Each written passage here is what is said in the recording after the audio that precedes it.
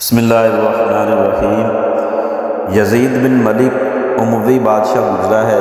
یہ نیا بادشاہ تھا، حضرت عمر بن عبدالعزیز رحمۃ اللہ علیہ کے بعد یہ آیا تھا۔ ایک دن یزید بن ملک کہنے لگا، کون کہتا ہے کہ بادشاہوں کو خوشیاں نصیب نہیں ہوتی؟ میں آج کا دن خوشی کے ساتھ گزار کر دکھاؤں گا، اب میں دیکھتا ہوں کہ کون مجھے روکتا ہے۔ بادشاہ سے کہا گیا کہ آج کل بغاوت ہو رہی ہے، یہ ہو رہا ہے، وہ ہو رہا ہے، تو مصیبت آ جائے گی۔ بادشاہ یزید بن ملک کہنے لگا، آج مجھے کوئی ملکی خبر نہ سنائی جائے، چاہے بڑی سے بڑی بغاوت ہو جائے، میں کوئی خبر سننا نہیں چاہتا۔ آج کا دن خوشی کے ساتھ میں گزارنا چاہتا ہوں۔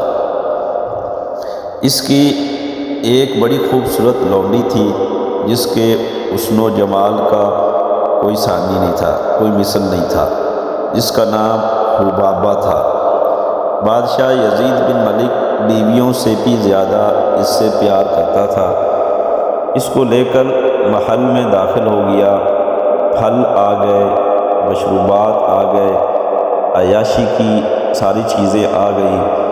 آج کا دن بادشاہ خوشی سے گزارنا چاہتا ہے۔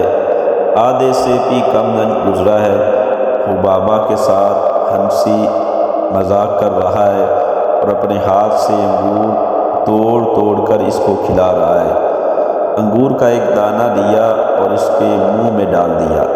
وہ کسی بات پر ہنس پڑی، وہ انگور کا دانہ سیدھا اس کی سانس کی نالی میں جا کر اٹکا اور ایک جھٹکے کے ساتھ اس کی جان نکل گئی۔ جس دن کو وہ سب سے زیادہ خوشی کے ساتھ گزارنا چاہتا تھا، وہ دن اس کی زندگی کا ایسا بدترین دن بنا کہ دیوانہ ہو گیا، پاگل ہو گیا۔